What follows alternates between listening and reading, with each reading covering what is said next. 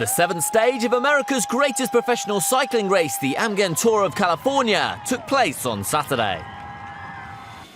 The route covered 91.4 miles and finished with an 11.5-mile ascent of Mount Diablo. A group of 10 riders, including Luxembourg's Schleck, winner of the 2010 Tour de France, held a lead of well over 3 minutes. But as the field approached the base of the final climb, the deficit was reduced to a minute.